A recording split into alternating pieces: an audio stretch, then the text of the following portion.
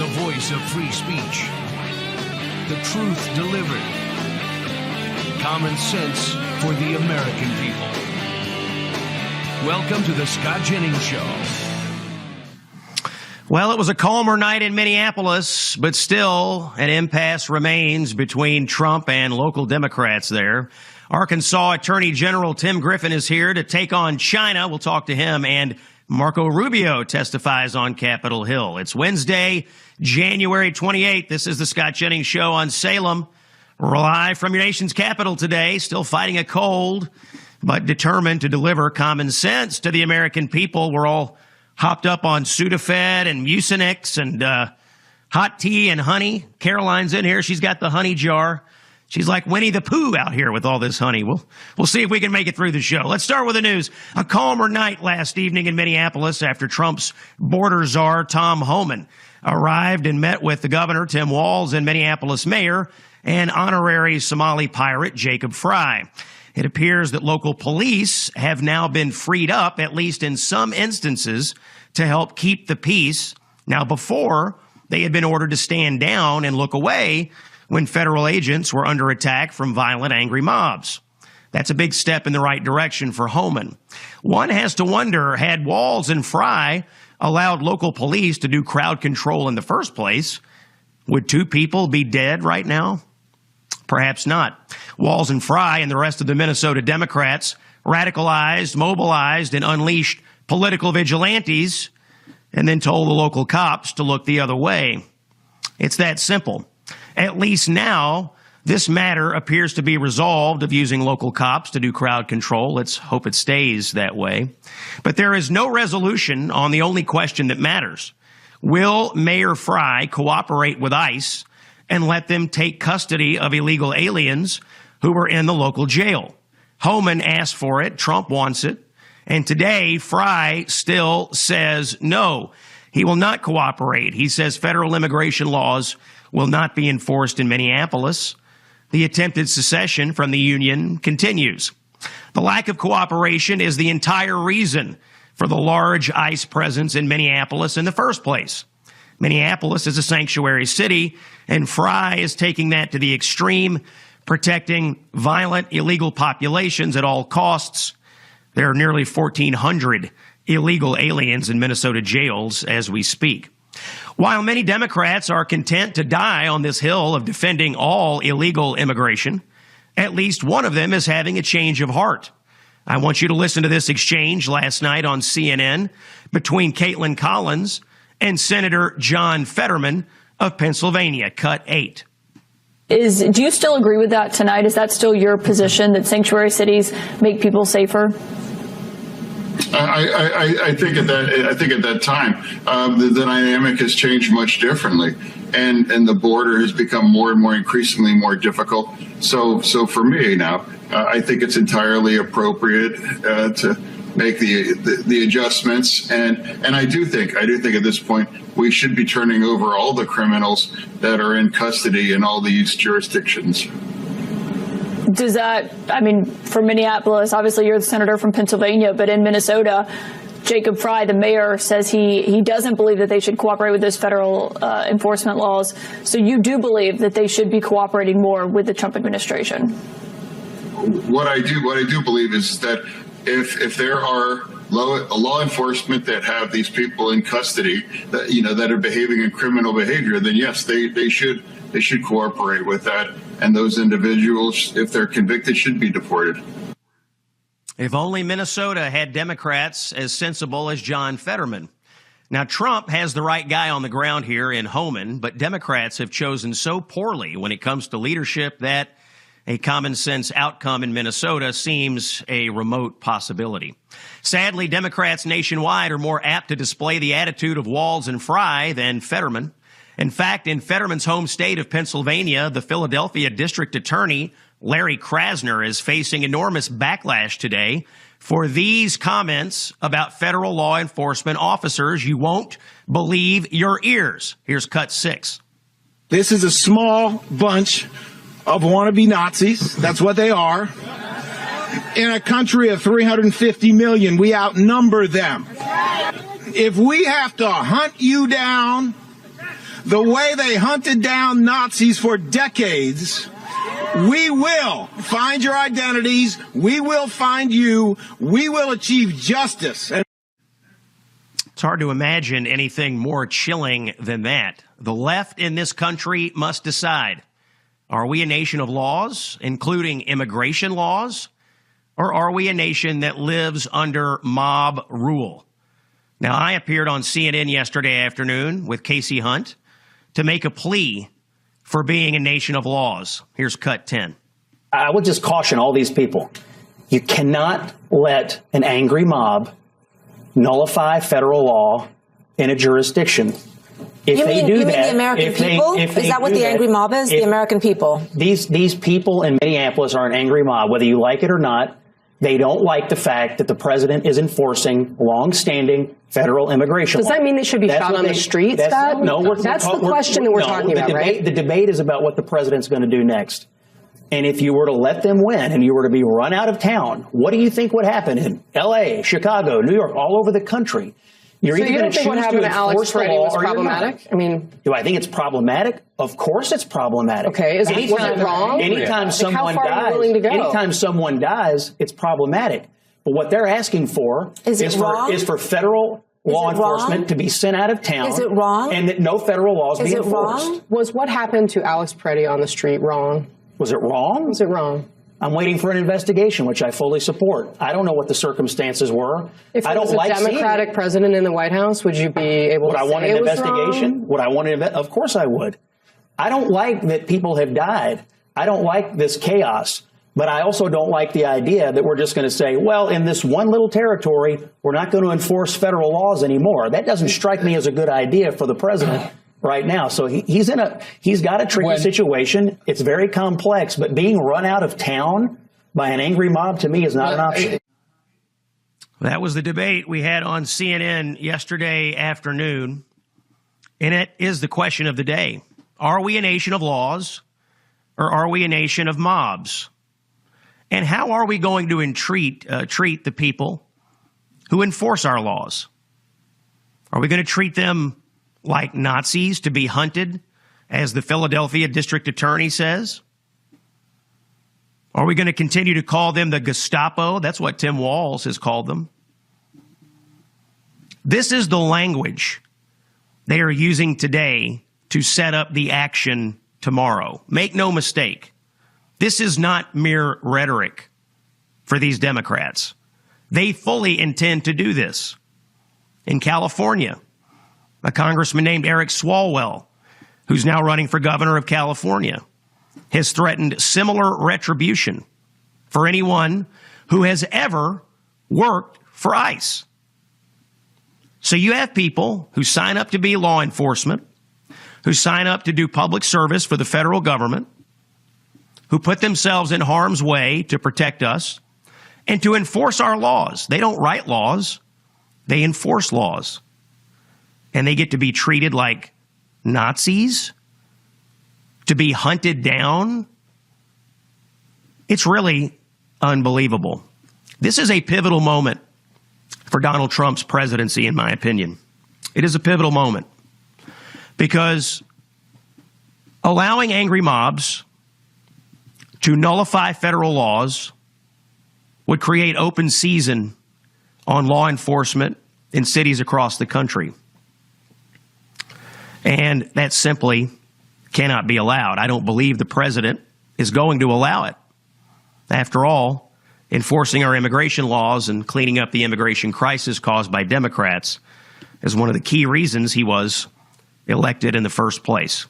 You're listening to the Scott Jennings Show here on Salem. We're delivering common sense for the American people. You know, one of the most rewarding parts of sharing with all of you Relief Factor is that we hear real stories from real Americans about how it's working for them. Here's a story from a man named Rod from Texas. We get letters like this from all over the country. Here's Rod's story. I'm 64 years old, and I used to build houses on the side after working all day as an engineering tech and inspector on municipal utility projects.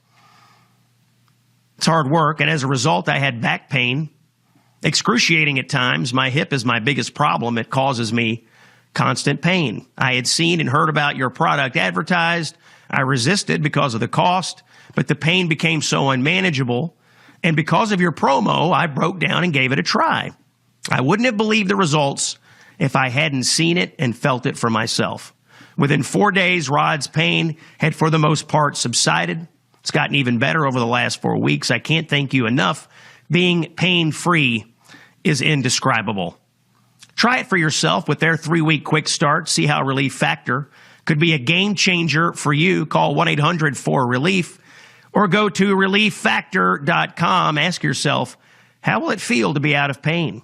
This is Scott Jennings on Salem. When we come back, a deeper look at plummeting homicide rates in America. Stay with us.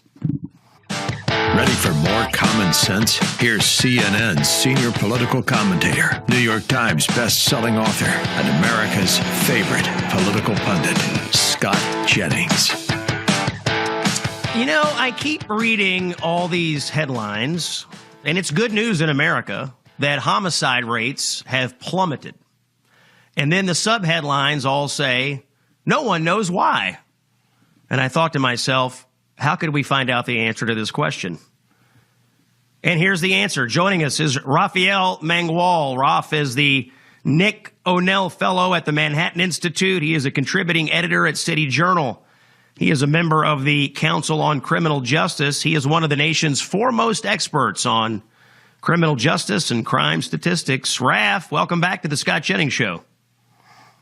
Always good to be with you, Scott. Thanks so much for having me on. Thanks for coming in today. So there's a new report from the Council on Criminal Justice that shows that data collected from 35 American cities showed a 21% decrease in the homicide rate from 2024 to 2025. Carjackings, shoplifting, aggravated assaults are all down as well. Why is that? We have a lot of media asking why or saying they don't know why. What's your view? Well, I think there are a lot of reasons. I mean, the one thing I always like to tell people is to resist the temptation to nationalize conversations about crime. Crime, as we all know, is a very hyper-local phenomenon. It's something that you experience where you are, when you're there. It's not something that you experience in the aggregate. And so we should resist explanations that sort of aggregate crime as a whole. That said, I do think that there are a bunch of things that are going on in the country, both policy and non-policy related phenomenon that can, I think, help explain why these numbers are moving in the direction that they're moving, which, by the way, is very, very good news. On the non-policy side, we've had some major shifts throughout the country. We've seen a significant move towards suburbanization. So urban populations are declining in a lot of parts of the country. We have seen a pretty significant decline in alcohol consumption, which is just generally associated with the commission of violent crime. We're seeing massive changes in routine activities, more work from home rates, more time spent at home, more time spent in the gym when you're outside of the home, as opposed to time spent in bars and nightclubs, which tend to be loci of crime. And why that matters, actually, is because the more time that we spend at home, the fewer opportunities there are for criminals to victimize us. And so the raw numbers in a lot of these crime categories no longer tell the same story, right? Because we have to now view them conditional on being in a place where we might otherwise be victimized. And that's basically just a nerdy way of saying that we need to control for the amount of time that people are spending outside. And then on the policy side, look, police departments around the country have been reasserting themselves the last couple of years. We're seeing arrest numbers go up.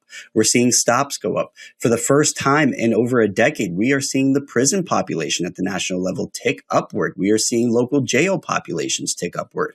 Lots of states in the wake of 2020 started to harden their criminal justice systems. A couple of examples are Louisiana.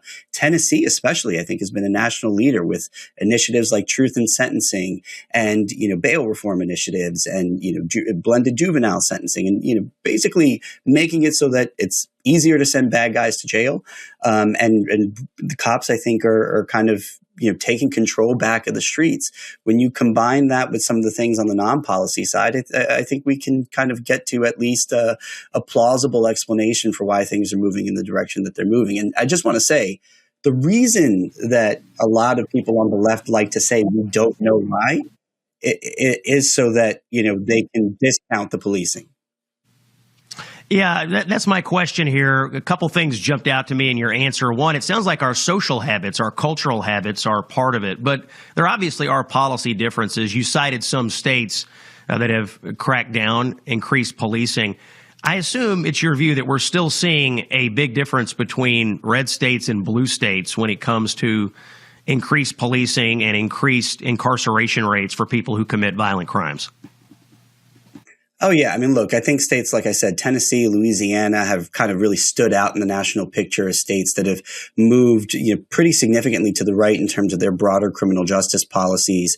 We've seen rollbacks of some of these parole reforms. We've seen reintroductions of, 3 strikes measures and truth in sentencing measures. These are all things I think that reflect, the sense that a lot of these places had kind of just had it. But one of the other things I think we need to realize is that in a lot of blue cities, there have been some significant changes. We have seen blue city DAs lose their seats. In Oakland, California, you had Pamela Price successfully recalled and replaced with Jones Dickinson. You had Nate Hochman in Los Angeles, Eileen Burke O'Neill. Some people, take over for Kim Foxx. turns out constituents out there don't like it. When they can't go out on their front porch without being murdered or carjacked. Raph, I love this conversation. I'm going to have you back soon. Raphael Mangual, he's at the Manhattan Institute. Read him in the City Journal. Raph, thanks for joining us today. We got to take a break. When we come back, Arkansas Attorney General Tim Griffin is here. An important topic. You don't want to miss it. Stay with us. Common sense for the American people. Hey, it's Scott. Listen, when I prep for my CNN debates, I need to know exactly where the national conversation is headed. And it turns out it's helpful to know that in your everyday life as well. And that's why I tried out Free Spoke. Now, it's my go-to place for search and for news. When you use Free Spoke, it's a search platform that gives you the full story. You get information from the left, you get it from the right, you get non-mainstream, you get independent journalists, you get podcast insights. What you get from Free Spoke is the full story all in one place. And here's the thing, when you search on Free Spoke, you know they are not going to sell your data. It's quite something, actually. It's fast, it's private, it's unbiased. Free Spoke helps me research topics and make sure that I understand the full picture. You can have this tool as well. Just go to freespoke.com/Jennings to download their app for free. And as an exclusive for my listeners, use promo code Jennings after you download it and get 35% off the premium version. You go ad-free and you unlock deeper elite tools to have control over your information. So don't rely on incomplete information. Take control of your own information environment. See every perspective so you can think for yourself, just like I do before every debate. Saving Western civilization, one busted leftist narrative at a time. It's the Scott Jennings Show. It is Wednesday, January 28th.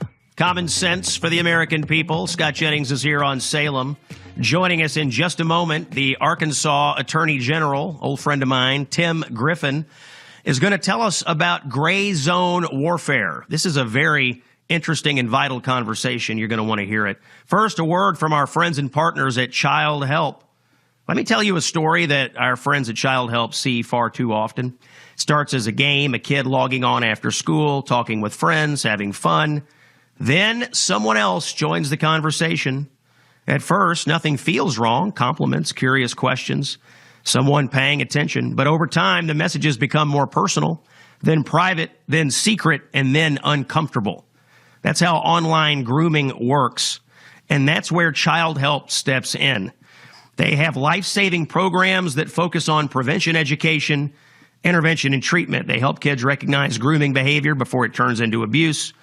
And they help parents know what warning signs to look out for. Also, Child Help runs the National Child Abuse Hotline. I'm sure you've heard about that. Thousands upon thousands of calls go into this hotline. Child Help is the #1 premier nonprofit organization in America, stopping child abuse, helping kids who are in crisis. And for $27, you can help protect one child from abuse. Here's how to do it.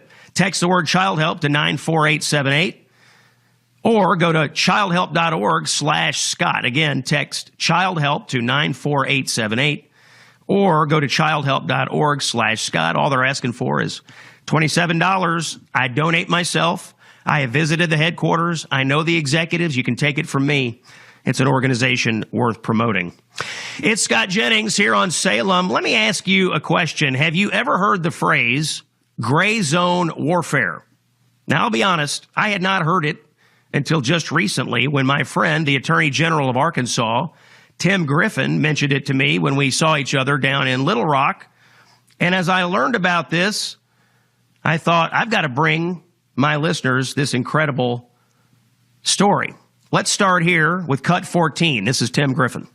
You may or may not know, it's well documented, that the fentanyl that's on the street in the United States is manufactured south of the border, primarily in Mexico, with ingredients shipped from mainland China. And if you think that the government of China is trying to stop that, you would be wrong. This fits into what I've talked about before, which is gray zone warfare, which is China is able to kill Americans and to disrupt our societies and erode our social fabric without pulling a trigger. By doing things in our communities that degrade us as a society and destroy families. You may or And joining us now, military veteran and Arkansas Attorney General Tim Griffin. My friend, welcome into the Scott Jennings Show.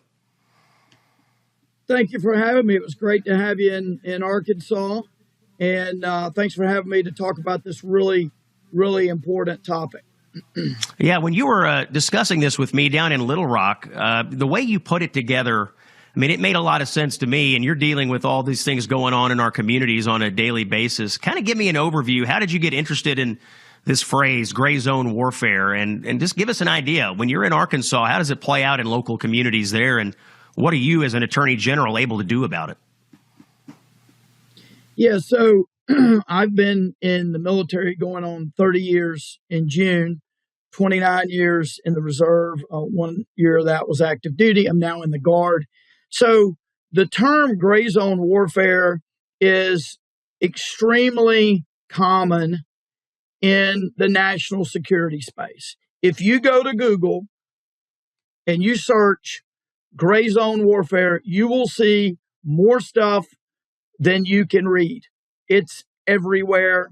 It's well known if you're in that world. If you're not in that world, you don't hear the term gray zone warfare much at all. I have sought to change that. Why?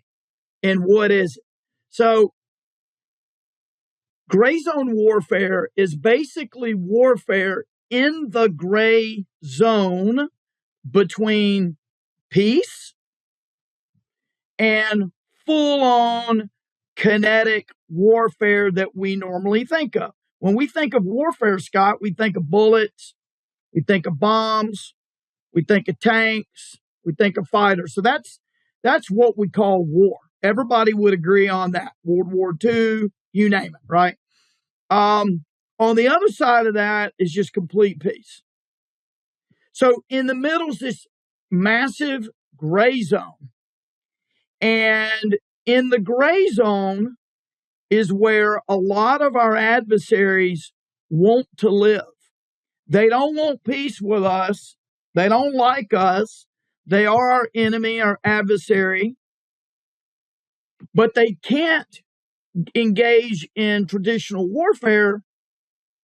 Some of them can't engage in traditional warfare yet because they're not able. They would lose.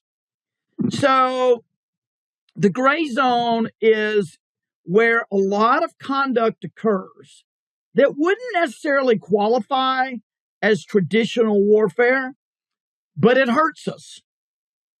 And it gives our adversaries an advantage. So let me give you some examples. Cyber attacks. Now, when I'm talking about these examples, I'm not talking about rogue, random kids on their couch. I'm talking about engagement by foreign governments. Let's take the Chinese, right? Or North Korea, whatever. engagement by foreign governments, or at a minimum, foreign governments blessing, encouraging, fomenting that sort of activity. So one would be cyber attacks, right? We have cyber attacks that disrupt, shut down certain companies or certain power infrastructure. We have cyber attacks that steal information, all of those sorts of things. And oftentimes in the gray zone, the government of a country, let's say China, is the one engaged in this. Now that's not typically characterized as full-on war, right? But there is a gradient spectrum. So if they attacked us or one of our companies and stole our information, would that be war, traditional war? Would that lead to bombs? Probably not, right? But what if they shut down a bunch of hospitals and no one dies? Probably not. What if they shut down a bunch of hospitals and many people die? You can see it's a gradient spectrum. And the more damage is done in the gray zone, the closer you get to war. Fentanyl distribution that kills Americans.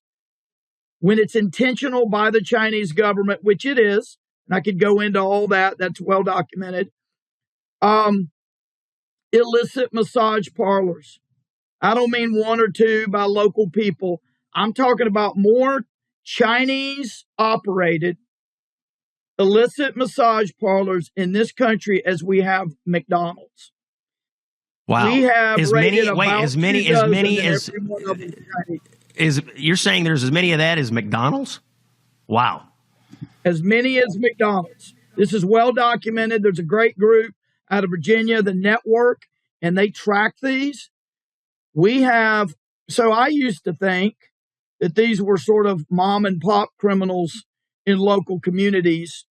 But what we found out over time at every single one that we have raided, illicit massage parlors, every single one of them has been Chinese tied. Wire transfers to mainland China, Chinese currency. Think about that. Chinese currency in rural Arkansas. Okay.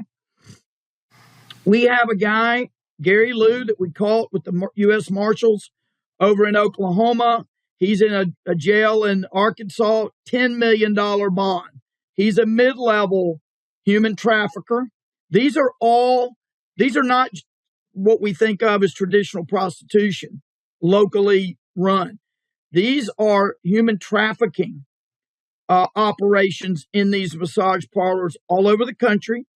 So we've interviewed numerous witnesses, and they basically say that they're Chinese citizens ladies, women, and minors are often the victims in these trafficking rings. But they respond to ads in China for work in the U.S. They don't know what kind. They come over, they're brought in, and then they are sent to particular areas, and then they're moved around, but they're basically sex slaves. And the general gist of that was they were told to go to a certain place, either on the border with Mexico at Texas or California. And we asked them, how did you get in the U.S.? They walked across the border and said asylum. And then most of them only speak Mandarin through interpreters. They knew where to say they needed to go, either Monterey Park, California, or Flushing, New York. Those are the two main hubs. But this has not happened we have not found that it's happened in the last year. This was all when the border was not being secure. Tim, we've got about a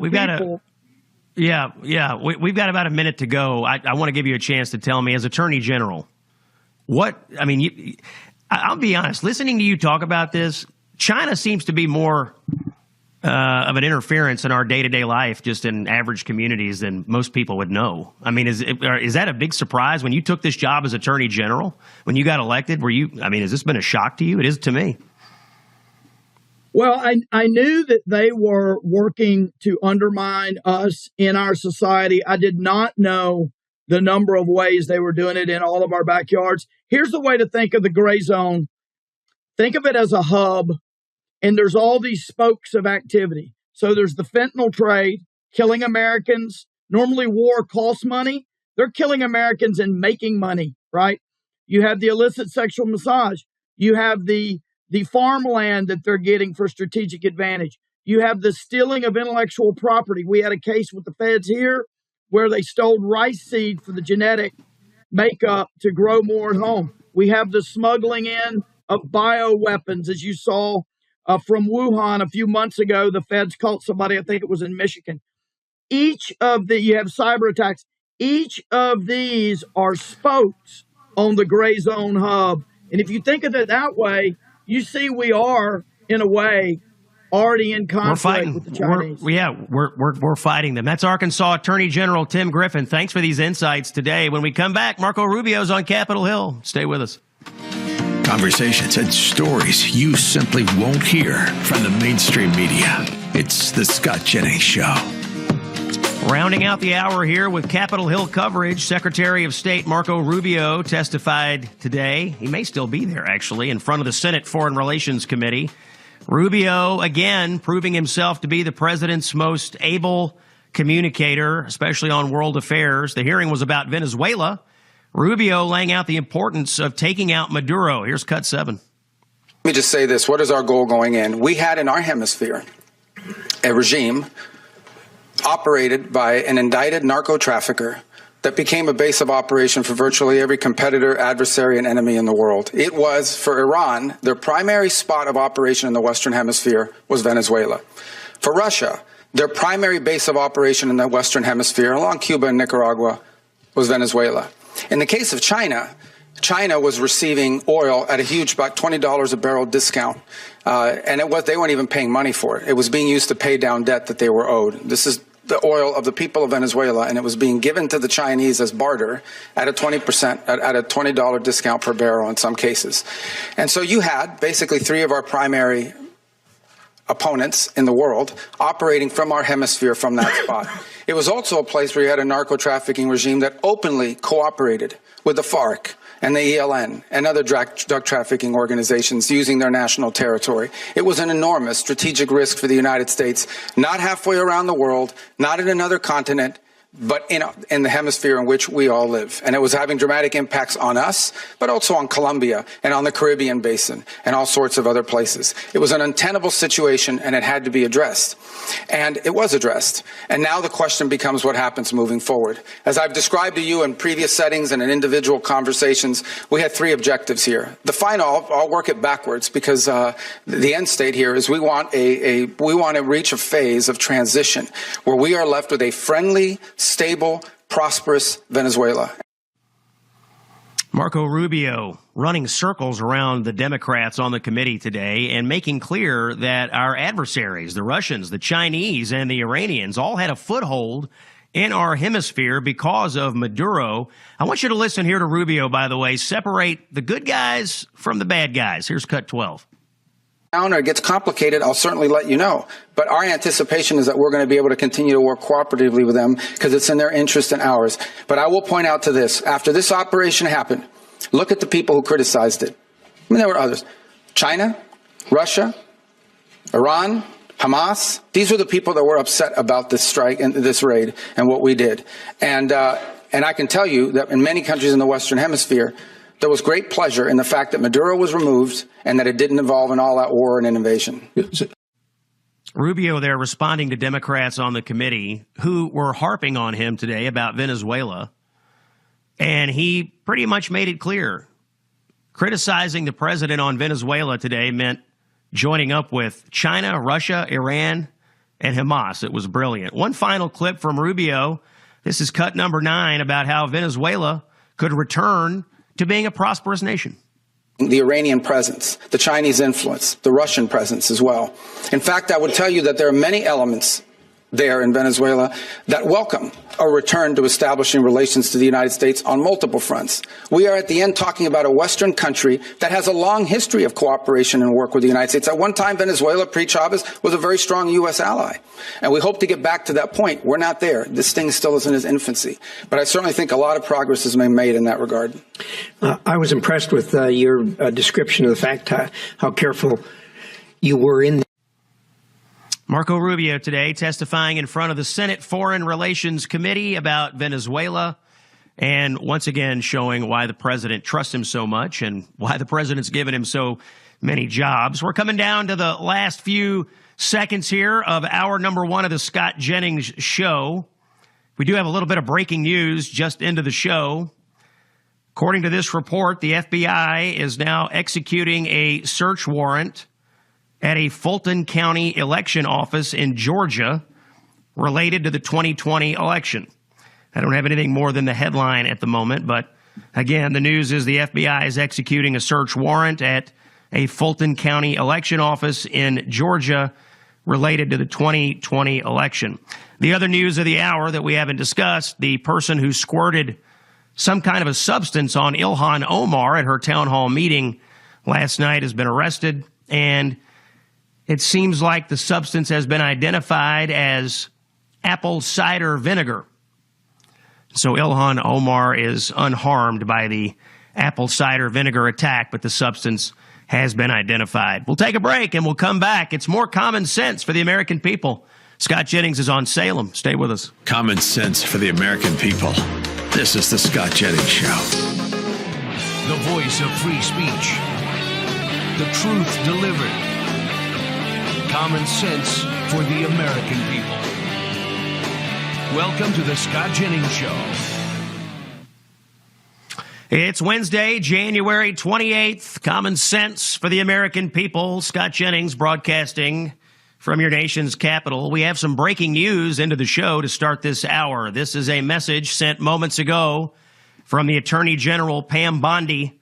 She is on the ground in Minnesota, and she says that federal agents have arrested 16 Minnesota rioters for allegedly assaulting federal law enforcement, people who have been resisting and impeding federal law enforcement agents. Bondi says we expect more arrests to come. We'll keep an eye on this. Coming up this hour, Jessica Schwab from the Free Beacon has some new reporting. Anti-Semitism at Columbia University back in the news. Jessica's been the intrepid reporter uncovering the malfeasance at Columbia. We'll get her on the line shortly. Alabama Senator and gubernatorial candidate Tommy Tuberville joins us at the bottom of the hour, 33 minutes past the hour. Let's start, however, with the news of the day here in Washington. President Trump and Treasury Secretary Scott Bessent held a big event today to promote the new Trump accounts that were included in the big, beautiful bill last summer. Trump accounts are tax-advantaged, custodial-style investment accounts for children designed for long-term wealth building. The U.S. Treasury provides a $1,000 seed deposit for babies born between 2025 and 2028. You can do $5,000 in annual contributions until they turn 18. The accounts can be opened in early 2026. President Trump himself touted the value of these accounts today. Let's hear cut 11. Account should reach at least $50,000 in value by the time the child turns 18 and could be very substantially more than that. With slightly greater contributions, the typical account will grow to $100,000, $200,000. It can even grow up to past $300,000 per child. And we think the most likely cases in the $200,000, $300,000 range. The size and scale of this wealth will dwarf all government programs ever created to benefit America's youth. There's never been anything like this. That's why everybody's talking about it. Joining us on the line here at the Scott Jennings Show is Joe Livornia, economist and counselor to Treasury Secretary Scott Bessent. You've heard Joe on here before talking about economic news. Joe, welcome back to the show. Thanks for having me, Scott. Yeah, glad you're here because this was a huge event. I saw President Trump. I saw Scott Bessent. I saw Kevin O'Leary, Mr. Wonderful. I saw Nicki Minaj, of all people, there today. And everybody was bringing attention to these Trump accounts, which are now active. So tell us, how does this work? How do you get your kids signed up for a Trump account?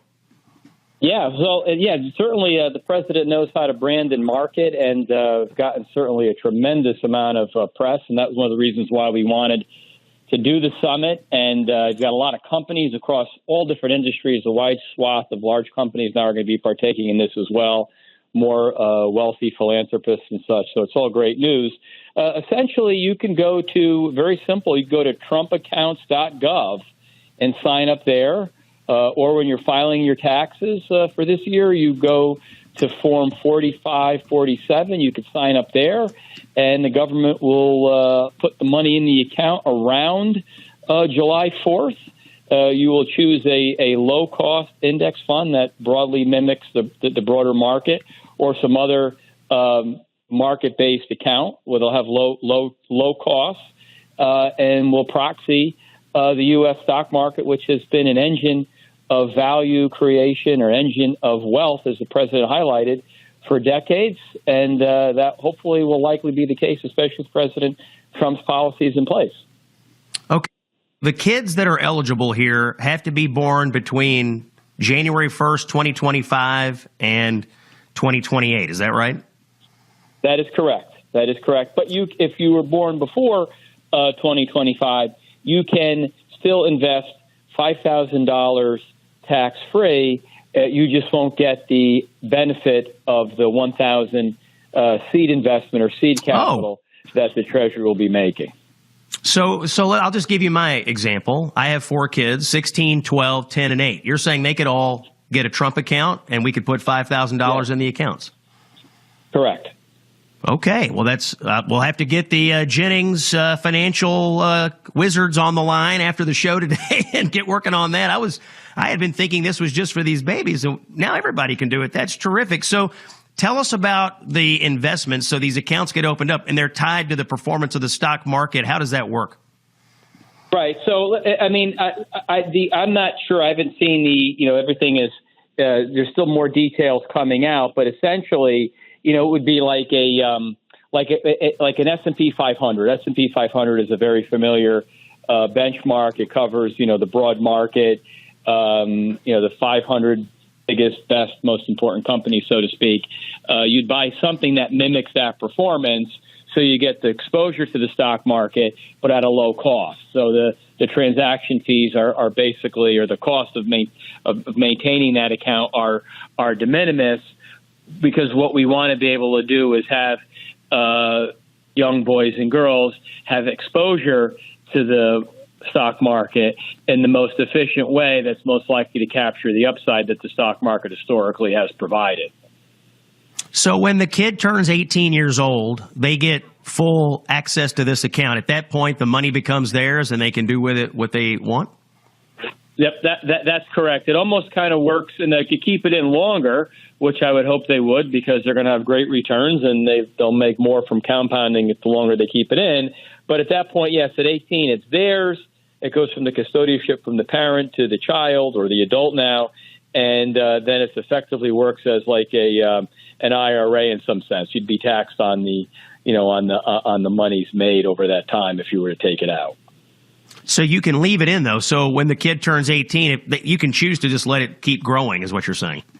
That's exactly right. That's exactly right. And I think that, given, there's a huge, in some sense, implied financial literacy component to this, because people are going to see their savings growing.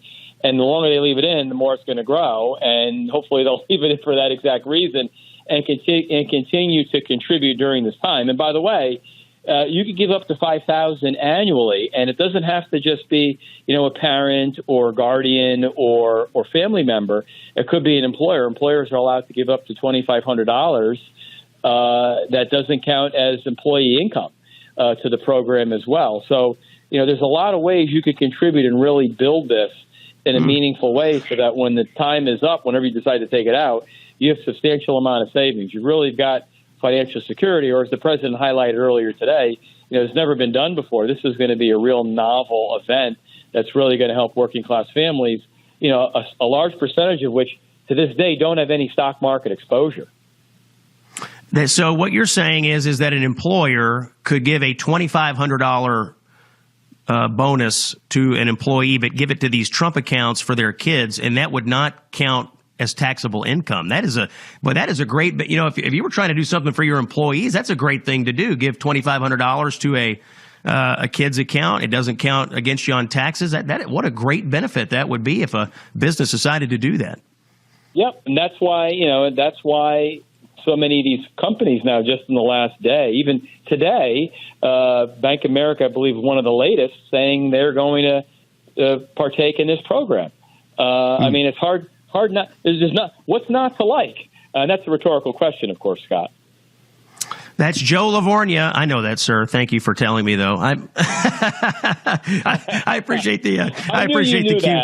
I knew it. That's Joe Lavorgna. He's economist and counselor to Treasury Secretary Scott Bessent, and he and the Treasury guys and the White House team were rolling out these Trump accounts today. Sign up for them if you have kids. TrumpAccounts.gov, or when you file your taxes, there's a form. You can do it there. Joe Lavorgna, thanks for joining us on the show today, and we'll look forward to having you back in the near future. I do want to give you some more news. This one is about aches and pains. I want to share with you a comment from a satisfied customer of Relief Factor. It's a drug-free supplement. My name is Brian Delatry, and I started taking Relief Factor just about a year ago. I was having chronic knee pain over time. It just got worse and worse. Just walking downstairs was painful. Well, since I've taken Relief Factor, the results have been just amazing. I actually walk 4 miles a day, 5 to 6 days a week. No pain at all going downstairs. Very active playing golf, and it's been really just unbelievable in the change I've had in the pain in my knee. Hope that someone who's experienced the same type of pain gives Relief Factor a try. And I guarantee if you get the results that I have, you'll be very happy. I'm going to continue using the product because I am now pain-free. Brian from Alabama joins thousands of other people around the country in finding out that Relief Factor can, in fact, change your life. My advice, launch your 3-week quick start. See what Relief Factor can do for you. Call 1-800-4RELIEF or go to relieffactor.com. Ask yourself, how will it feel to be out of pain? Find out with Relief Factor. When we come back, Jessica Schwab is here from the Free Beacon. You want to hear her new report. Stay with us. Fighting the left with the best weapon we have, common sense. This is the Scott Jennings Show. Wednesday, January 28th. Scott Jennings here, broadcasting live from Washington, D.C. We're looking back into the story about anti-Semitism on college campuses, and wouldn't you know it, Columbia University back in the news. The headline today, Columbia vowed to expel Kimani James, who fantasized about murdering Zionists, and he could return this fall. With this report, joining us now, Jessica Schwab, a reporter for the Washington Free Beacon. Jessica, thanks for coming back to the Scott Jennings Show. Let's start with this. Who is this character, Kimani James, at Columbia University? Yeah, thank you, Scott, for having me. Kimani James was really the face of the anti-Israel and what became the very overtly anti-Semitic movement on Columbia's campus. He, I think, really stood out because he was just so proud of his anti-Semitic remarks and behavior, especially during an incident that happened in April 2024, where I actually happened to capture this on video. I had walked into the encampment, and within a minute, he had accosted the few friends and I who had walked in, just looking to observe. We came in peace, and he rallied a mob of roughly 200 people. All of these heads popped out of the tents on the campus quad, and he said, "We have Zionists on the encampment. Let's form a human chain where I'm standing so we can kick them out." And that's what the group did. They followed him like a demagogue. And so the fact that there is a possibility for him to rejoin the Columbia community in fall 2026 is a surprising opportunity that they would give this student who has a demonstrated that he is not on campus to build civil discourse, but most just to disrupt. So who makes this decision at Columbia, Jessica? Is it lie with the president of the university? Is there a dean? Who will ultimately make the call on bringing this person back? Yeah, so the admissions decisions fall to the admissions committee at Columbia. However, it seems in this case, which is quite exceptional, that the president would have a final say over this matter. That part is a bit unclear. However, now that Columbia has a new president, it seems that the decision to allow him back onto campus would fall in her hands at right around the time when she herself, Jennifer Mnuchin, is taking the reins of this embattled university. Okay, according to your report, if they bring him back, it would go against what Columbia claimed when he was expelled and what they told Congress. There was a hearing of the House Committee on Education and Workforce, chaired by Representative Virginia Foxx. And in September, the university president said they made a direct statement that Kimani James would be expelled for his anti-Semitic rhetoric. So if the new president here at Columbia goes back on that, what are the implications there about what they told Congress at that particular hearing? Yeah, it wouldn't surprise me if maybe there might be another congressional hearing. That's not out of the question in my mind. They did tell Virginia Foxx, they made a direct statement, as you said, that this student would be expelled, and clearly he wasn't.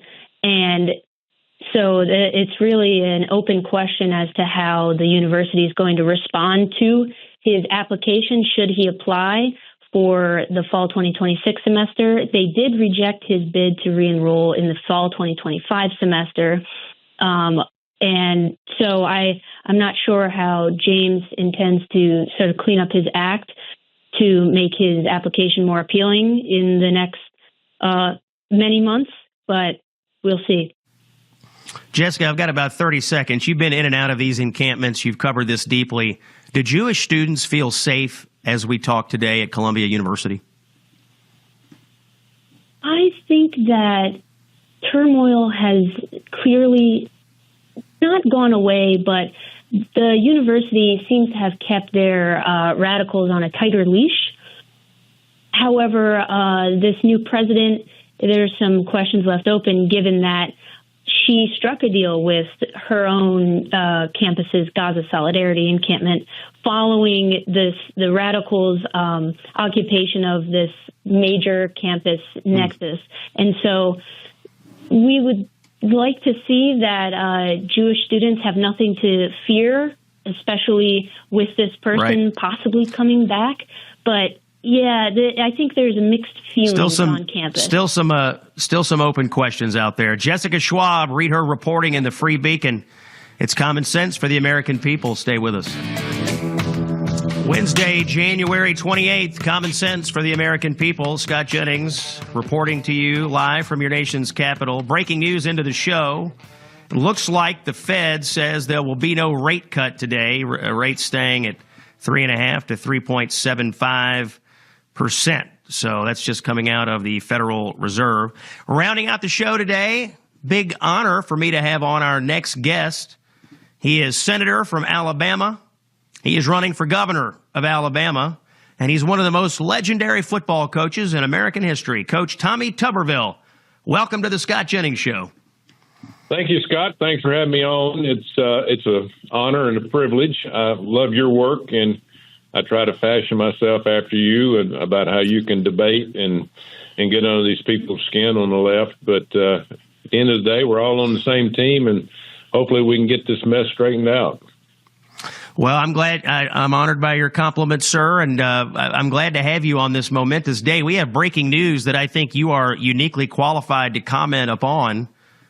How is it that Bill Belichick was snubbed by the Pro Football Hall of Fame? Everybody I know is going crazy about this. What's going on with these guys? Bill Belichick, 6 Super Bowls. What do you make of it? Yeah, it's just the sign of times. You know, at the end of the day, one of the better coaches ever, and you don't judge people on on what they are today. You judge them on what they did while they were NFL. And had a lot of people look at, you know, probably the last year, his girlfriend, and you know, not a very good year at North Carolina, but a guy that wins all those Super Bowls. And again, he has made so many record books. It's a disgrace. And the people that are on that committee that did not vote for him should step down immediately, because they have no business being on there. It's just, I hate it for him, but I hate it for the NFL. Our NFL is in a tailspin, and they had been in a tailspin for 20 years since Colin Kaepernick took a knee and all this woke nonsense. And now I don't call this a Super Bowl with this rabbit or the bunny guy or whatever he is at halftime. I call it the woke bowl. And that's what it's turning into be. It's all about money and getting out there and not representing our country. It's representing themselves and showing how great they are. You know, it's sad how we've let team sports get to this part. Coach Tuberville, what do you make of college football and college athletics today with the advent of paying the players, with gambling now? We had a big round of indictments on college betting the other day. What's your overall view of how college athletics is working in this country, and does Congress need to step in on any of these issues?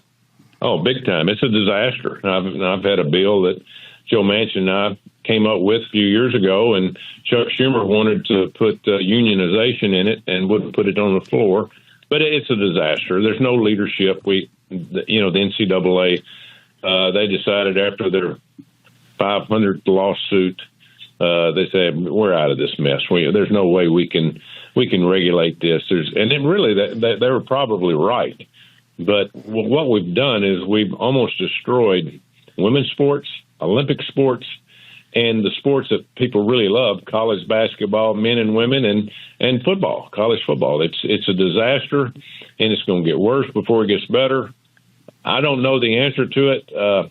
I cannot stand the attitude of there's no education to it anymore. You have kids that are transferring every year. And if you transfer one time, you're very lucky to be able to get a degree. But it's just, Scott, it's just off the deep end. It's kind of like the rest of our country. We've lost our mind. There's no basics anymore. And again, we've got to stand up to the people that say, hey, we want all this money. Say, listen, this is not about money. This is about education. I don't mind them making money, but don't destroy education from thousands of other people. Yeah, I was watching a press conference. I forget the kid's name, but, you know, they asked him about, it was after one of the games, that asked him about how things were going at school with all the football preparation. He said, I graduated 2 years ago. I mean, honestly, this is like college athletics, and we've got somebody that hasn't been in class in 2 years. It's a little strange. Yeah, no education to it, Scott. And I've talked to the president about it. I hope we can get him to do something in terms of an executive order. That's the only way we can get anything done around here, because Republicans, we have the House, the Senate, and the White House, but we can't pass a bill because we have rhinos on the Republican side. We have people that don't want to stand up to the Democrats. It's just, it's one thing after another. When we've got all the power and we can't get a damn thing done up here because nobody wants to stand up for what's right, it just makes me sick at my stomach. Senator, is that why you're leaving Washington and running for governor? Are you sort of just tired of banging your head against the wall in Washington? You think you can get more done in Alabama? Yeah, I looked at it, Scott, for a year. About this time last year, I decided it's time to go back to Alabama. I looked at because I'd only do it for 6 more years up here. What can I get done? You've got to be way up the totem pole on seniority here. It's not about merit. It's about seniority, and that's one thing that I dislike about the Senate. I don't know why we don't do things on merit, and we should do that all over the country. But I looked at the governor's race, and I talked to the president about it. He's sending more power and the money back to the states and giving the states more leeway of how you want to run your own state. And I told the president that, and he agreed with me that If you want to do that, you'll do good at it because you've put things together. You've made tough decisions. It's like you running a big business, meaning college football. And so, yeah, I can get more done back in the state of Alabama as governor. And again, it's just unfortunate up here. When you're low in the poll like I am and a lot of other people, you have no say. One of the bills that a lot of conservatives right now are really hoping gets some momentum is the SAVE Act. You've been a longtime supporter of the SAVE Act. Tell us about the SAVE Act and what that would do for American election security. If we don't make our elections to where people trust them, this country's over. And I think that had a lot to do with why the president went into Venezuela, a lot of other things. But one was that's where all the Dominion voting machines and all the tech groups were running those machines out of Venezuela, and he's trying to get to the bottom of that. We need one-day voting, we need paper ballots, and we need voter ID. And if we don't get that before next November, we'll probably lose House, maybe even the Senate, and then, heaven forbid, what will happen in 2 years after that for the presidential race. But we as Republicans, Scott, could stand up today and put it on the floor. And if they voted it down, we say, okay, enough's enough. We're busting the filibuster, and we're going to vote this in. Because if we don't have rules and regulations going into this election cycle coming up, they're going to cheat us. They're going to let illegals vote. They're going to miscount the ballots. They're going to have voting machines that are off the charts in terms of giving votes, just like they did in 2020. That was an embarrassment to people in this country that want fair elections. When Joe Biden, they said he got 80 million votes. Are you kidding me? That guy couldn't get 40 million votes. And it's just, we're to the point now where it's either do something about it, or shut the heck up, and just let the Democrats run this country into the ground and give communism to the American people, because that's what's going to happen. What's your radar tell you about the future of the SAVE Act? Do you think it will come to the floor? I know there's a few Republicans that have said they've had some issues with it. I mean, do you think you'll get to a place where the entire conference at least could support the SAVE Act? I would hope, but that would only be 53 votes. We'd probably lose one or two. We always do, because they don't trust President Trump. Anything that makes sense up here, we have people vote with the Democrats and they go the other way. But it's that's just the way it is. And heaven forbid, like I said, we've got 7-8 months to get this done. And hey, they're getting ready to shut the government down. And we don't have enough nerve to say, listen, you want to shut it down? Shut it down. But we're going to vote our 53 votes. We need 70 of y'all to vote with us to pass these bills to not shut the government down. Well, we're scared to death of them. We have got to stand up to these people that want to change our country into something that it's not, which is communism. Well, they want to shut the government down, it sounds like, over illegal immigration. And it's crazy to me how the Democratic Party has made illegal immigrant populations all over this country their number one constituency. Is it your prediction that we are going to see a shutdown? What do you think is going to happen here? Today, unless we take the Homeland Security out of this bill, which it doesn't make any difference. It doesn't make any sense. This is how stupid the Democrats are. There is funding for DHS in this bill, but DHS is already funded for 4 years because we did that in the big, beautiful bill, almost $90 billion. So that's really off the table. What they would, if they shut it down, they would shut down the TSA, they would shut down the Coast Guard, and they would shut down paying the military. And so it makes no sense that they would be defunding the people that we absolutely need to defend this country. But they're so stupid that they think that we're not going to shut it down, but they might not be stupid. We might let them do it and shut it down or vote along with them and give them what they want. But I wouldn't give them a damn inch, because I'll tell you what, they don't give us one thing, or didn't in 4 years that they were in charge while I was here under Joe Biden. They looked at us and laughed at us, and we had Republicans voting with them. It just makes no sense. We have got to stand up now, or this country is going to be gone. Senator Tuberville, one last question for you. I'm sure you're watching all of this unfolding nonsense in Minneapolis. What do you make of these Democrats up there who simply have decided they want to nullify federal immigration laws in their jurisdiction? When they're stealing our taxpayers blind, they are defrauding the taxpayers in this country, stealing right and left. That's what this is all about, is a cover-up from the state government to the city government to the county government. They're all in on it. And they've got this lady, Ilhan Omar, congressman up there from a third world country, who probably should be in jail because she falsified whatever to become a citizen. And then how about that this morning where it looks like that World War II wrestling? You know, this guy's sitting on the front row and he runs to the side like he's going to but he doesn't go at her. He runs to the side and sprays apple cider vinegar or something like that. It looked like World War wrestling. So, Scott, I tell you what, it's just disheartening to see our country go this direction when we need more and more people that will stand up to the communist socialists of this country and say, we're going to close our borders. Thank God President Trump did that. We got to get these people out of here. 98% of the country is going by the rule of law. But except for Minnesota, and what do they have in common? They are stealing the taxpayers blind. Stealing blind. That is Senator Tommy Tuberville of Alabama. More with him on his run for governor when we come back. It's Common Sense for the American people. Stay with us.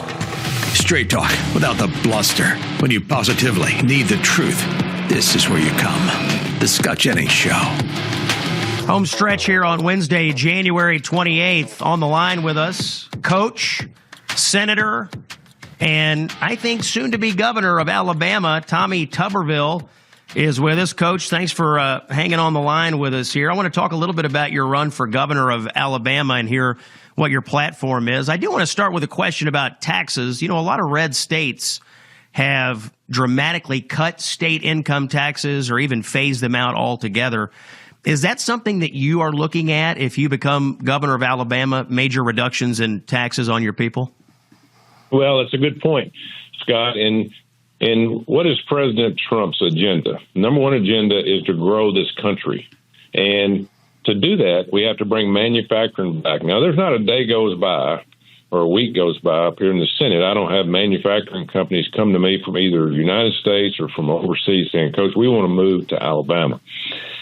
We know they're going to some of these other senators and doing the same thing in local states, whether it's Florida or Georgia or Mississippi or Tennessee.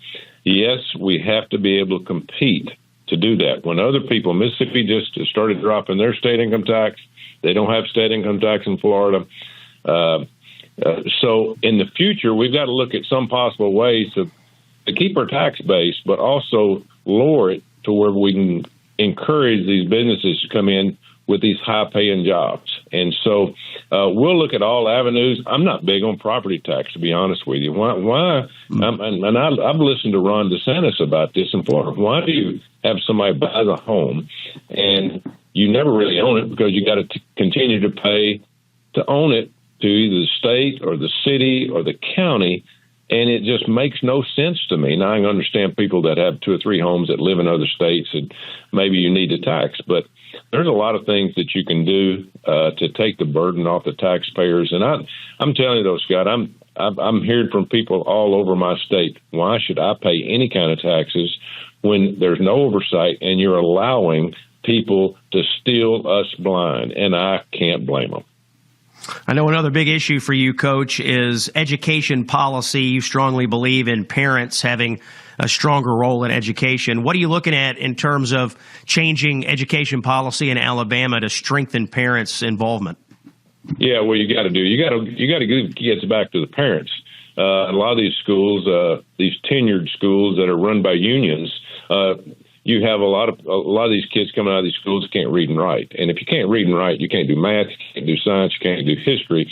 Now, I've been in almost every state in this country except for Alaska, visiting schools when I was recruiting on the high school level, college level, recruiting kids. Now, I've seen a lot of great schools, public schools, but the problem is our inner city kids are getting cheated because we don't have a lot of those inner city schools that are getting the job done in terms of teaching these kids. They come out and they're illiterate. I mean, they can't read and write, and they can't do anything, but they just pass them on through. So I'm a true believer of the choose the school that you want to go to. We have that in the state of Alabama, to where you can get a stipend. And if you're not getting the education that you want, or the parents don't think you are, you can go to another school, and the government will give you a check to pay into that school, a private school. So a lot of people said, we need public schools. If you look at what's happened, Scott, we have twice as many administrators now than we had when you and I was in school. And we don't have near as many teachers, because they're getting those easier jobs to where you don't have to go in that classroom for 4 or 5 hours a day to teach. They're taking the easy way out. It's time that we cut out administrators, put more teachers in the classroom, and teach these kids to read and write. If we don't, then we're going to continue to drop in this country. We're 27th in the world right now in education. We should be number one, no doubt. Coach, you are a legendary football coach, and then you got into public service. I sense a little frustration in your voice with what you've learned in politics. Do you think being governor is going to assuage that frustration? It sounds like being senator for you has been a bit of a frustrating experience. Well, it's a learning process, and there's some good things that happen up here in the federal government. The problem is it's so hard to get anything done. And for 4 years, Scott, I sat back and listened to guys like Secretary Mayorkas of the Homeland Security say, our border's closed, but we're letting 5,000 people a day to come in with $38 trillion in debt, and nobody's worried about it up here. Nobody's worried, but we are absolutely spending money that our great-great-great-grandkids are going to have to pay for. And our dollar's getting less valued. Thank God President Trump got in. He closed the border. But we had so many negative things happen in my first 4 years here. I'm looking around going, how are we even still up here? Why are the American people even paying taxes to pay for this nonsense that we're doing here? I mean, we serve no purpose. That's Coach Tommy Tuberville, Senator, soon-to-be Governor of Alabama, coachforgovernor.com. Thanks for joining us today. See you tomorrow on Scott Jennings Show.